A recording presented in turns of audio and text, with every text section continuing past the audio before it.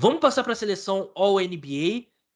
A liga divulgou os 3 times nessa terça-feira. Primeiro time, Luka Doncic, Devin Booker, Jason Tatum, Giannis Antetokounmpo, Nikola Jokic.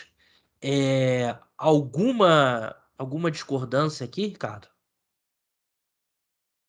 Em geral, Gabriel, eu já vou dar um spoiler sobre o meu geral aqui. Eu acho que os 15 jogadores estão bem entregues e, como você disse, assim, é meio anticlimático, né? Você ter o anúncio agora, né? Não faz muito sentido, nem para você se indignar com uma coisa ou outra. Talvez o que eu tivesse aí é talvez DeMar DeRozan entrar no primeiro time, até pela maior parte da temporada o Chicago ter sido uma boa surpresa, mas sinceramente é até difícil a gente se indignar ou discordar de alguma coisa, viu, Gabriel? Eu acho que tá.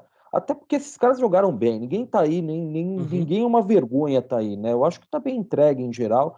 O que você vai ter discussão sim, né? E muita gente está reclamando é a questão do Embiid, mas enquanto a NBA tiver essa regra de que você tem a formação dos times, né? Com pivô, alas, armadores, 2-1-1, né? Sempre bem tétrico, né? A montagem, não tem jeito. É o Jokic ou o Embiid no primeiro time, Jokic foi MVP, Jokic no primeiro time. Essa questão do Jokic e do Embiid, eu até num podcast eu discuti sobre isso com o Rodrigo Barbosa do Basquete FM. Não existe precedente para 2 pivôs ficarem no primeiro time. Eu sei que o Embiid, com certeza, é um dos 5 melhores jogadores da temporada. E ele provavelmente é o segundo, muita gente acha que é o primeiro. Mas não existe esse precedente. Você não viu anos que teve, sei lá, Patrick Ewing e Shaq no primeiro time da. Não tem isso, Então, né? Dave Robinson e Shaq, não tem. Então, assim, o Embiid foi provavelmente o segundo melhor jogador? Foi. Mas ele é o pivô, então ele vai ser o pivô do segundo time, né? E então, eu sempre fui contra. Muita gente tava falando, vamos colocar o Jokic de ala pivô pra colocar o Embiid. Eu nunca fui muito fã disso. só para não deixar passar, Gabriel, uma coisa que talvez pudesse ter mudado também, que eu acho que até eu concordaria, é o Jamoran no primeiro time. Eu não sou um fanzaço da temporada do Devin Booker, assim, eu acho que ele tá muito aí por causa do Suns ter tido a É. melhor campanha da liga, e eu acho que é um argumento válido, sabe? Mas particularmente eu acho que a temporada individualmente do Jamoran ela é mais marcante do que a do Devin Booker. Era um ponto que até que quando eu fiz a minha seleção, né, quando eu fiz os meus votos, não tem um voto oficial, infelizmente, mas Dois, é, não tem. precisamos, né? A NBA tinha aquele argentino maluco que votou no Isaiah Thomas para All Defense Team, né, alguns anos atrás. Esse papel eu posso fazer. Ser o É, cara maluco que vota numa coisa absurda. Esse papel eu de poderia fazer numa boa também. Raulzinho First Team All NBA, de sexto homem. Pode contar com a gente, porque deve é. Mas assim, eu fiquei em dúvida entre Devin Booker e Jamoran e concordo plenamente com você que, assim, você tem um time com uma das melhores campanhas da história recente da NBA, né? Não é só uma da melhor campanha.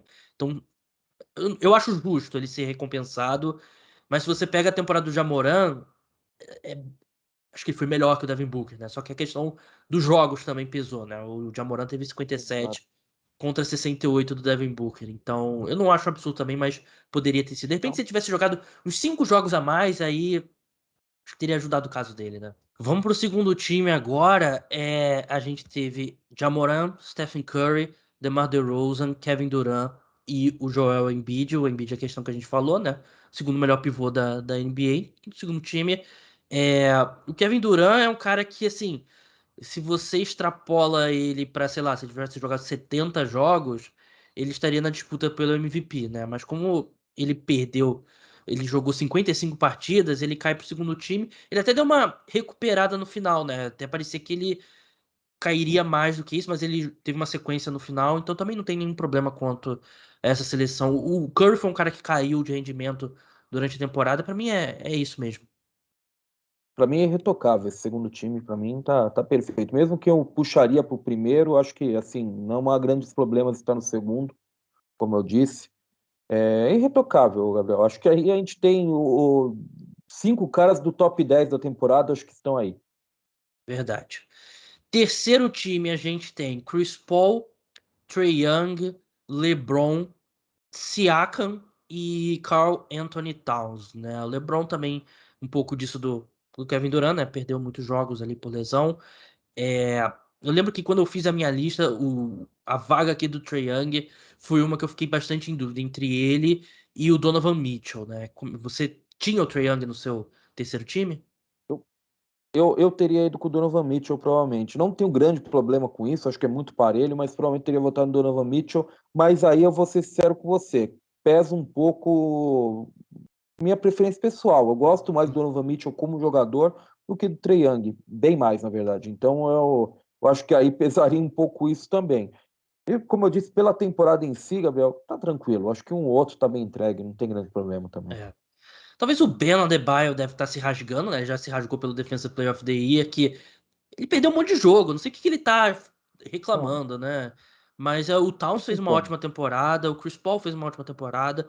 O Siakam, que eu acho que assim, não é uma surpresa, é uma surpresa pelo que a gente esperava antes da temporada, mas ele mereceu estar aqui porque é um cara que muita gente, eu me incluo nesse grupo, meio que já tinha esquecido do Siakam, né? Porque ele é o cara que, ah, tá vindo o Siakam, vai vir, ó, ele tá crescendo e tal, mas nunca chegava de fato e essa temporada ele foi o melhor jogador do Toronto Raptors.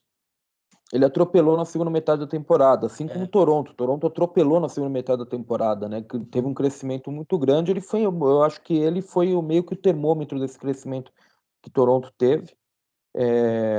Essa é uma vaga que eu vou concordar que assim, ela é meio que por falta de opção, porque essa vaga seria idealmente de Paul George, Kawhi Leonard, de vários jogadores que uhum. não jogaram bastante ou não Jim- jogaram na temporada, né? Jimmy E que Butler também que se machucou. Então, Jimmy Butler, aliás, o elenco inteiro do Heat, né? O Heat é um time que eu tenho muito problema para sentir o que é o Heat, porque eu tenho a impressão que a gente assistiu 100 jogos do Heat na temporada e a gente nunca viu o time titular jogando direito, é. sabe? Sempre tem alguém machucado, sempre tem algum problema. E essa é a pegada. Eu acho que assim, é meio que por falta de alguns jogadores, meio que abre caminho para o Siakam ficar com essa vaga, mas dentro do que foi a temporada, é irretocável também. Concordo plenamente. Acho que um destaque aqui pra gente encerrar, o LeBron, 18ª escolha dele como All-NBA, né? Ele agora empata com o Kobe como segundo jogador mais vezes escolhido. Tá atrás aí do Karim por uma escolha. Você achou que foi justo o LeBron no terceiro time? Eu acho que foi, eu acho que assim, muita gente vai falar que ele deveria estar mais acima, o Gabriel, mas assim, é muito difícil você defender o LeBron acima do terceiro time pelo que foi a temporada do Lakers, sabe? Eu entendo que o LeBron teve uma temporada sensacional, especialmente para a idade dele, eu acho que aí é realmente ele contra o tempo, é uma disputa, né, uma disputa Uhum. particular, digamos assim, dele nesse momento da carreira, e E eu entendo que o elenco do Lakers ele foi pior, mesmo para quem estava pessimista, ele foi pior do que o pessimista esperava em desempenho geral. Mas é muito difícil você defender o LeBron num time mais acima, num segundo ou primeiro time, quando esse Lakers, mesmo sabendo da decepção que certos jogadores, desempenho de certos jogadores teve, e não conseguiu ficar à frente do Spurs, cara. É absurdo isso, sabe? O Spurs se esforçou a temporada inteira para não ir para o play-in e conseguiu, ficou à frente do Lakers. Então, assim, o resultado do Lakers ele é tão ruim, mas tão ruim, que era no máximo o terceiro time mesmo para o LeBron, sinceramente.